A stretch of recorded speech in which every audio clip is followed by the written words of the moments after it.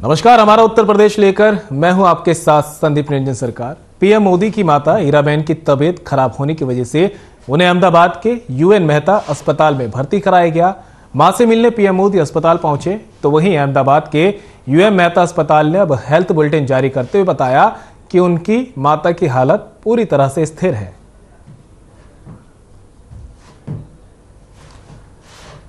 PM Narendra Modi की माता हीराबेन की तबीयत अचानक खराब हो गई थी, जिसके बाद उन्हें अहमदाबाद के यूएन मेहता अस्पताल में भर्ती कराया गया था। जिसके बाद पीएम मोदी भी माता से मिलने अस्पताल पहुंचे। इस बीच अस्पताल प्रशासन ने एक हेल्थ बुलेटिन जारी किया, जिसमें बताया गया कि पीएम की माता की तबीयत अब स्थिर है, किसी तरह के कोई खतरे की बात नहीं है।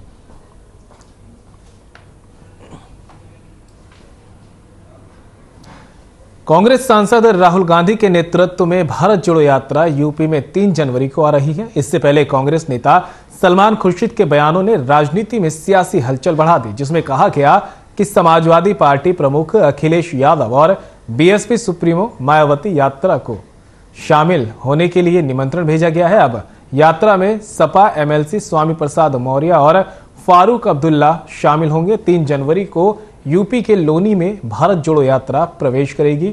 लोनी, बागपत, शामली से होकर सोनीपत हरियाणा में प्रवेश होगा। राजनीति से भारत जोड़ो यात्रा का कोई वास्ता नहीं है। यह यात्रा गरीब, बेरोजगार, बेबस महिलाओं के लिए है। देश का बंटवारा कांग्रेस ने नहीं किया, अंग्रेजों ने किया, और अंग्रेजों की हिमायती कौन थे ये सब जानते हैं। साथ ही उन्होंने कहा कि बीजेपी प्रदेश अध्यक्ष के बयान पर नसीमुद्दीन सिद्दीकी ने कहा कि यह पाकिस्तान जोड़ो यात्रा नहीं है जो पाकिस्तान में निकाली जाएगी।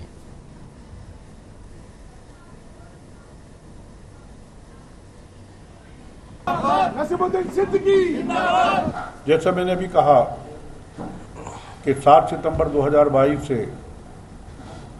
हमारी पार्टी के पूर्व राष्ट्रीय अध्यक्ष सांसद माननीय राहुल गांधी जी की नेतृत्व में एक भारत जोड़ो पदयात्रा कन्याकुमारी से प्रारंभ की गई और जो लगभग 3700-3800 किलोमीटर पैदल चल करके कश्मीर में इसका समापन होगा। ये पदयात्रा विभिन्न स्टेटों से, विभिन्न प्रांतों से होते हुए 24 तारीख को दिल्ली में प्रवेश किया है। ये पदयात्रा 3 तारीख को सुबह गाजियाबाद जिले के लोनी बॉर्डर में उत्तर प्रदेश में प्रवेश करेगी। फिर इसके बाद ये बागपत जिले जाएगी, इसके बाद शामली जिला, और इसके बाद वो हरियाणा के लोगों को हम दे करके उनको अपने प्रदेश से इस यात्रा को। खबर मैनपुरी से है, जहां खेत में काम कर रहे युवक की गोली मारकर हत्या कर दी, जिसके बाद युवक की मौके पर ही मौत हो गई। जानकारी के मुताबिक पड़ोसी गांव के युवक ने ही दूसरे युवक को गोली मारी है। वहीं परिजनों का रो रो कर बुरा हाल है और घर में कोहराम मचा हुआ है। पुलिस ने शव को कब्जे में लेकर पोस्टमार्टम के लिए भिजवा दिया है। बेवर थाना क्षेत्र के नंगलापेट की घटना बताई जा रही है।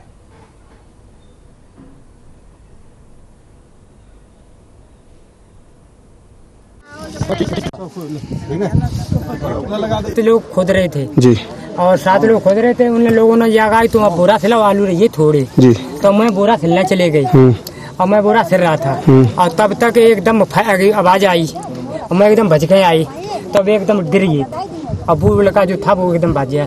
बेवर थाना अंतर्गत नगला पैठ निवासी दीपक आज हरिराम के खेत से आलू निकाल रहा था। इतने में बगल के गांव का शास्त्री उर्फ राधेश्याम यादव आया, जो दारू पिए हुए था और किसी बात पे नाराज होकर के दीपक के ऊपर फायर किया, जिससे मौके पे उसकी डेथ हो गई। इस संबंध में आवश्यक वैधानिक कार्रवाई की। हमीरपुर में स्वास्थ्य विभाग की लापरवाही सामने आई है, जहां सामुदायिक स्वास्थ्य केंद्र सरीला में जहरीला पदार्थ खाने के बाद लाए गए मरीज का डॉक्टर ने इलाज नहीं किया, जिसके बाद मरीज के परिजन अस्पताल के बाहर उसका इलाज करते दिखे, जिसके बाद मरीज की हालत और बिगड़ गई, जिसके बाद उसे मेडिकल कॉलेज जुराई के लिए रेफर कर दिया गया। वहीं सामुदायिक स्वास्थ्य केंद्र में डॉक्टर और वार्ड बॉय खड़े खड़े देखते रहे। तमाशा यहां जमकर देखा गया, लेकिन किसी ने इलाज करने की कोशिश नहीं की।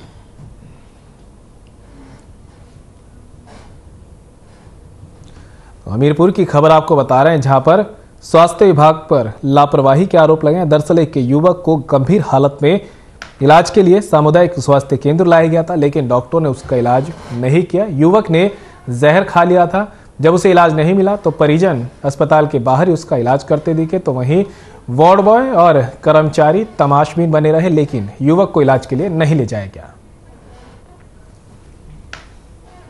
बस्ती की वाटरगंज पुलिस ने एक महिला की हत्या का खुलासा किया है। हत्या के मामले में उसके पति को ही गिरफ्तार कर लिया गया। वाटरगंज थाना क्षेत्र के बक्सई पुल के नीचे 27 नवंबर को एक महिला का शव मिला था, जिसकी शिनाख्त संत कबीरनगर जिले के दुधारा थाना क्षेत्र के दानोकुया गांव निवासी मृतका की मां सविता पत्नी राजेंद्र शर्मा ने पोस्टर में छपी फोटो देखकर की थी। इसके बाद उसके द्वारा वाटरगंज थाने पर तहरीर दी गई। उन्होंने बताया कि पुत्री गुड़िया की शादी रुधौली थाना क्षेत्र के हटवा बाजार निवासी राकेश शर्मा के साथ हुई थी।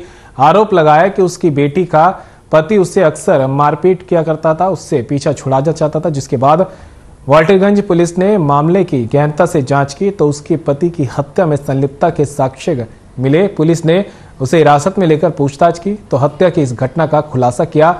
वहीं पुलिस अधीक्षक बस्ती आशीष श्रीवास्तव ने इस घटना का खुलासा करते हुए कहा कि पुलिस इस घटना को खुलासा करने में बड़ी मेहनत लगाई थी और लाश अज्ञात थी। इसकी पहचान करना बड़ा मुश्किल था। एक सुरती की पुड़िया मिली थी, उसी से इस घटना का खुलासा हुआ था। घटना का खुलासा करने वाली टीम को 25,000 का इनाम घोषित किया गया है।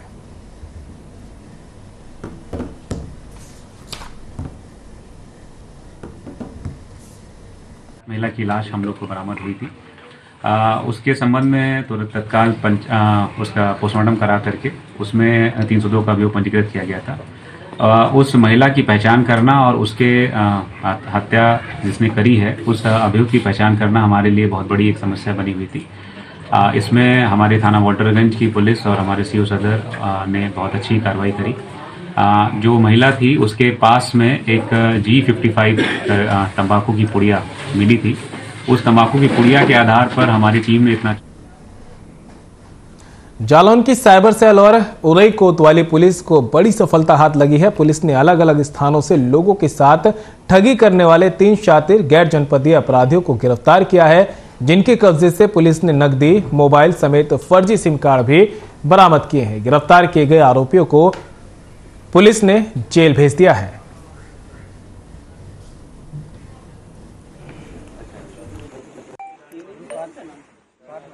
इसमें साइबर सेल ने 2 अलग अलग घटनाओं में कुल 3 अपराधियों को पकड़ा है, जिसमें एक अपराधी राममिलन यादव करके है। ये खुद को पत्रकार बताता है और इसने जो है लोगों के साथ ठगी करने के लिए एक ऐप के माध्यम से लोगों से पैसे जमा कराता था और उसके बाद उस पैसे की ठगी करता था। तो लक्ष्य ऐप करके इसने एक ऐप डेवलप कराया था, तो इसको साइबर सेल ने पकड़ा है। इस घटना का खुलासा करते हुए साथ ही साथ इसके ऐप के माध्यम से जो लगभग 10 लाख और 11 लाख के बीच की कुछ राशि है, 10 से 11 लाख रुपए इसके जो ऐप में पड़े हुए थे उसको भी फ्रीज कराया है।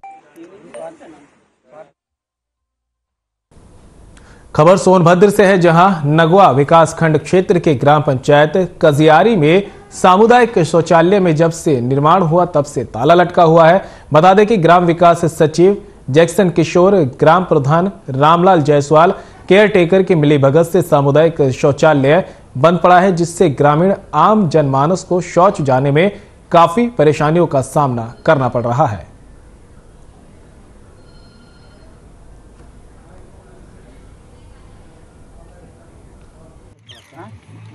शौचालय सामुदायिक शौचालय जो है जब से बना है तब से आज तक ताला लगा है। ताला लगा ही अब पता नहीं, हम लोग समझ नहीं पाते हैं कि ये इसमें कोई गोदाम बना है कि कि शौचालय बना है, लेकिन लिखा तो है शौचालय बना है। देखिए हम लोग तो खुद मर मैदान जो है तो जंगल में जाते हैं, अगल बगल जो है तो झाड़ी सिवाने में होते हैं। ये सामुदायिक शौचालय खुला रहता है कि बंद ही रहता है? कब से बंद पड़ा हुआ है? अरे जैसे से बंद होता है नहीं सर, जब से ये निर्माण हुआ है तब से आज तक तो ताला ही लटक रहा है। यहाँ पे जितने भी ग्रामीण उपस्थित हैं आप पूछ सकते हैं सबसे कि यहाँ पे जितने जो भी मतलब वो योजना जब से बनी है तब से ताला ही लटक। और उन्नाव से इस वक्त की बड़ी खबर सामने आ रही है। सर्राफा व्यापारी के घर चोरी, लाखों की चोरी से मचा हड़कंप। 3 किलो चांदी, 100 ग्राम सोने के जेवर किए गए हैं चोरी। 8 लाख से ज्यादा बताई जा रही है कीमत। मौके पर पहुंचे सीओ पूर्वा, डॉग स्क्वाड और पुलिस बल। डॉग स्क्वाड फॉरेंसिक टीम पड़ताल में जुटी। पूर्वा कोतवाली क्षेत्र के बाजी खेड़ा की घटना। तो इस वक्त की बड़ी खबर से आपको रूबरू करा रहे हैं उन्नाव से आ रही है, जहां पर सर्राफा व्यापारी के घर चोरी का मामला सामने आया है और लाखों की चोरी से हड़कंप मच गया है। 3 किलो चांदी, 100 ग्राम सोने के जेवर चोरी किए गए हैं। 8 लाख से ज्यादा कीमत बताई जा रही है। मौके पर पहुंचे सीओ पूर्वा, डॉग स्क्वाड और पुलिस बल। साथ ही अब डॉग स्क्वाड फॉरेंसिक टीम पड़ताल में जुट चुकी है। पूर्वा कोतवाली क्षेत्र के बाजी खेड़ा का यह पूरा मामला बताया जा रहा है।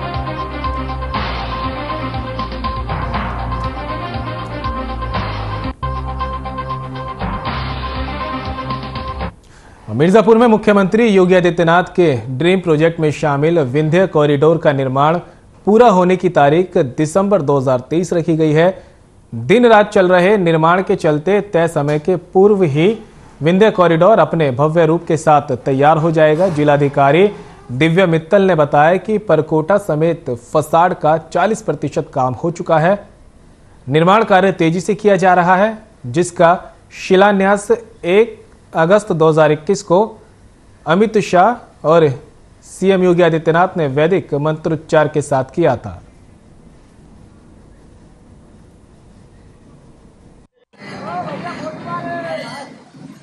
देखिए, इस कॉरिडोर के निर्माण की पूर्ण होने की तिथि जो है दिसंबर 2023 है, परंतु जैसे कि मुख्यमंत्री जी के निर्देश थे, हमारा प्रयास है कि उससे पहले ही हम लोग इस कार्य को पूर्ण कर लेंगे। लगभग 40% कार्य हमारे जो परकोटा का और मार्गों का कार्य पूर्ण हो चुका है। फसाद का कार्य भी अब हमारा तेजी से चल रहा है।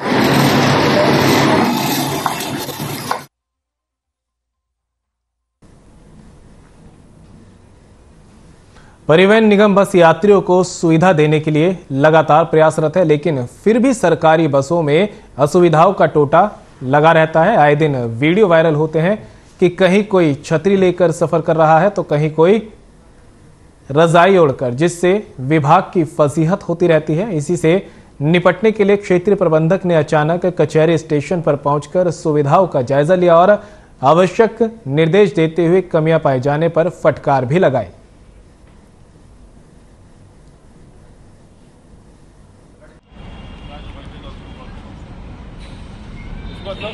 कचहरी बस अड्डे पे हम निरीक्षण करने आए हैं, तो यहाँ पर जो कमियाँ पाई हमने जो उपस्थित स्टेशन प्रभारी हैं उनको कमी दूर करने के लिए बुलाया है। यहाँ 2-3 और समस्याएं जो सिविल से थी, तो जेई साहब को भी हमने बुलाया हुआ है और उनसे जो है जिस नाली से पानी चौक हो रही है, ऊपर से जो नालियाँ आ रही हैं वो चौक हो गई है, तो उसको हम पाइप बदलवा रहे हैं। और जो लैट्रिन हमारी कुछ चौक है उसमें भी कार्य हम लोग।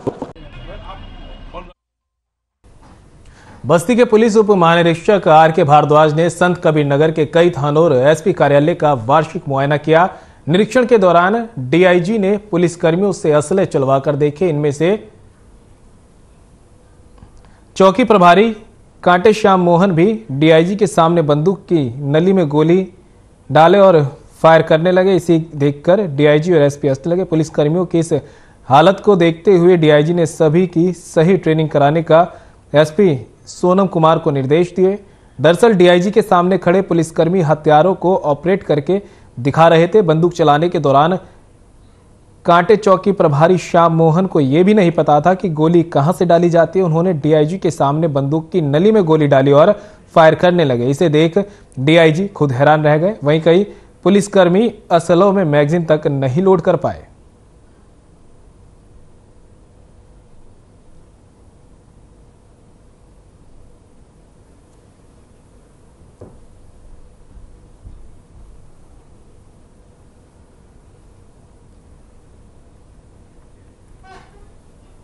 तस्वीरें आपको दिखा रहे हैं बस्ती की है, जहां पर डीआईजी ने पुलिस कर्मियों से बंदूक चलवाई, तो जब देखा तो एक दरोगा सही से बंदूक में गोली तक नहीं डाल पाया।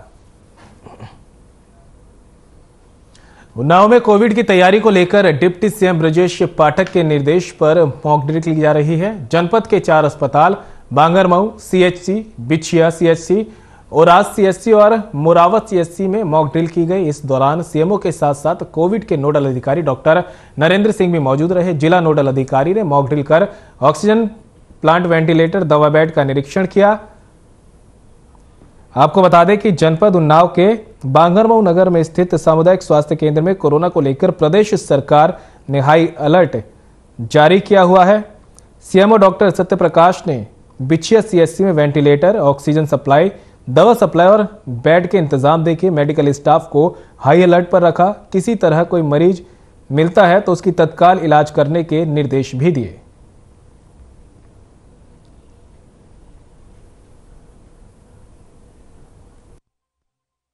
वर्तमान परिस्थिति में हमारे जो केसेस आना शुरू हो गए हैं, तो सरकार द्वारा ऐसा समझा जा रहा है कि आने वाले समय में अगर केसेस बढ़ते हैं तो उस समय हमारे अस्पतालों की स्थिति क्या है और उसमें कोई कमी हो तो उसको दूर किया जा सके।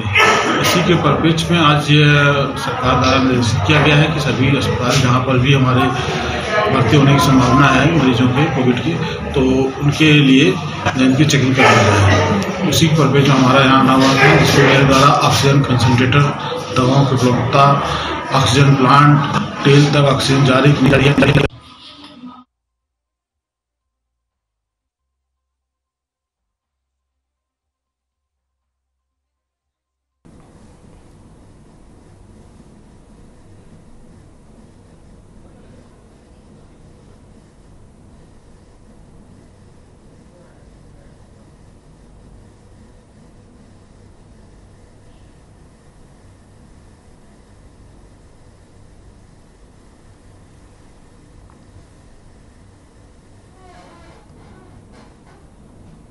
औरैया में आईजी रेंज प्रशांत कुमार ने वार्षिक निरीक्षण किया। इस दौरान फरियादी ने आईजी से शिकायत की। फरियादी ने एसपी पर लापरवाही और पुलिस ने निष्पक्ष कार्रवाई न करने का आरोप भी लगाया। आईजी रेंज ने फरियादी की बात सुनते हुए निस्तारण का आश्वासन दिया है। पहले तो आईजी ने पुलिस लाइन में जाकर निरीक्षण किया, इसके बाद कोतवाली औरैया में जाकर वार्षिक निरीक्षण भी किया। वार्षिक निरीक्षण के दौरान मिली खामियों को दुरुस्त करने के भी दिशा निर्देश दिए गए।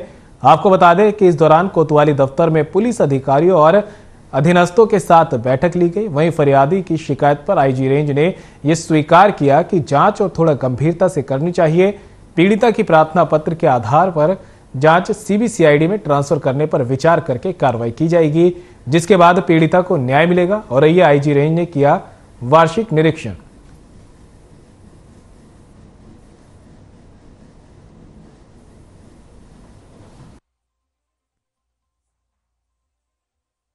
की शिकायत ये है कि अब तक औरैया पुलिस ने कोई कार्रवाई नहीं की।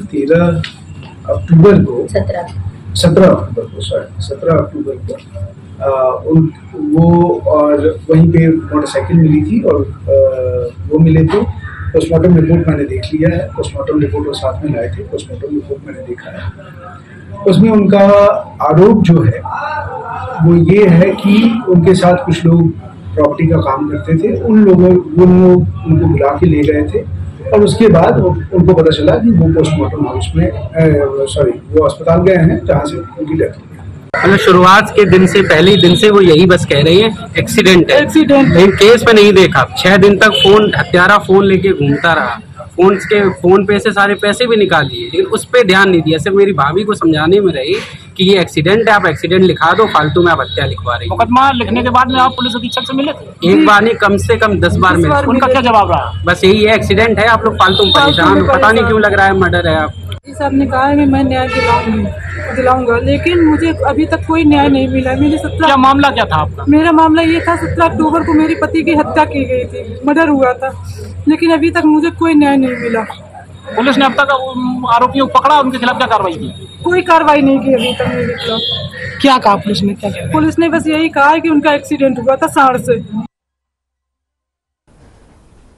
गाजियाबाद के थाना मुरादनगर के होटल रॉयल रेजिडेंसी में रचना नाम की महिला का शव मिला था। महिला गौतम नाम के शख्स के साथ रुकी हुई थी। महिला के गले पर निशान मिले थे। पुलिस ने 6 घंटे के अंदर गौतम को गिरफ्तार करके इस हत्या की गुत्थी को सुलझा लिया है। पुलिस के मुताबिक गौतम और रचना के पिछले करीब 3 महीने से संबंध थे।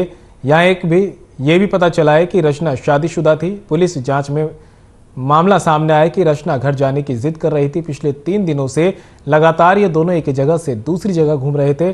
गौतम ने शराब पी, जिसके बाद रचना ने फिर जब घर जाने की जिद करी तो गौतम ने उसका गला दबाकर हत्या कर दी। फिलहाल पुलिस ने गौतम को गिरफ्तार कर लिया है।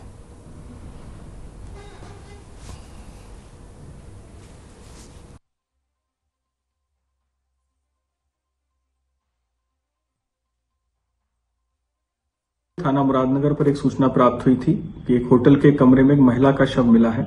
ये सूचना होटल कर्मियों के द्वारा दी गई थी, जिसका तत्काल संज्ञान लेते हुए फॉरेंसिक निवासी रचना के रूप में हुई एवं उनके परिवार से संपर्क करने पर यह बताया गया कि महिला इनके संबंध एक गौतम नाम के व्यक्ति के साथ थे और ये लगभग 3 दिन से उसी के साथ यहाँ से गई हुई हैं और होटल से भी इस बात का तस्दीक हुई कि गौतम के साथ ही कल ये होटल में आई थी रात को लगभग 9 बजे और उसके साथ ही रुकी हुई थी। एकाएक गौतम आज 11 बजे वहां से कहीं चला गया होटल से और 1 बजे होटल कर्मियों को इनका महिला का शव मिला। कंपनी में जा रही। अच्छा, फिर क्या पता चला आपको? शाम के टाइम फोन करा। हाँ। मैं कहाँ है? आई यूट्यूबर कह रही मैं यहाँ नहीं हूँ। और कहाँ है?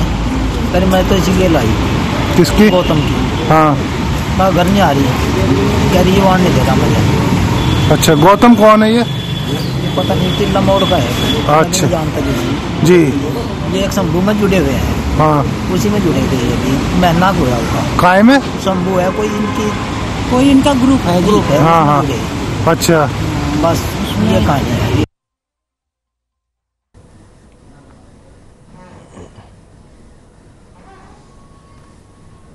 हमीरपुर के सुरौली गांव में मतदान करके विवादित चल रही राशन की दुकान का चुनाव हुआ, जिसमें जिला प्रशासन ने टीम गठित कर गांव जाकर मतदान करवाया। आपको बता दें कि प्रत्याशी राजकुमार और प्रेम कुमार के बीच 356 लोगों ने मत दिए, जिसमें राजकुमार को 115 और प्रेम कुमार को 241 मत मिले, जिसके बाद प्रेम कुमार ने 126 मतों से राजकुमार को हरा दिया।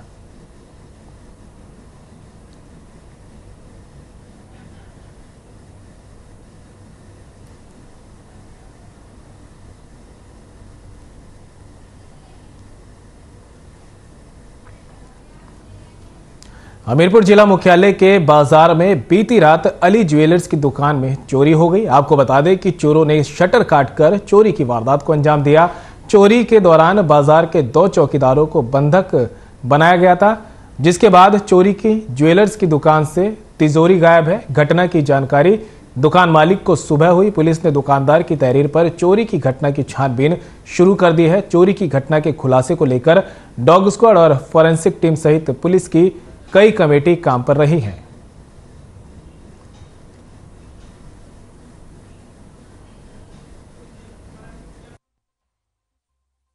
एक ये घटना हुई है ज्वेलर्स की दुकान में, जो अली ब्रदर्स ज्वेलर्स हैं यहाँ पर। इनके यहाँ दुकान से शटर काटकर कुछ इनके चांदी के बर्तन और एक तिजोरी इसको चोर ले गए हैं और यहाँ से घटनास्थल से लगभग 100 मीटर दूर एक सब्बल भी बरामद हुआ है। तो इसमें प्रारंभिक रूप से जो जांच की गई है उसमें ये घटना रात के लगभग 2 से 3 के बीच की प्रतीत हो रही है और यहाँ पर एसओजी की टीम, फील्ड यूनिट, सभी टीमों को यहाँ पर एक्टिव कर दिया गया है और गिरफ्तारी के प्रयास किए जा रहे हैं। साथ ही जो भी सीसीटीवी फुटेज है उनकी जांच की जा रही है। शीघ्र ही इस घटना का अनावरण किया जाएगा। और फिलहाल बुलेटिन में मेरे साथ इतना ही। दीजिए इजाजत। नमस्कार।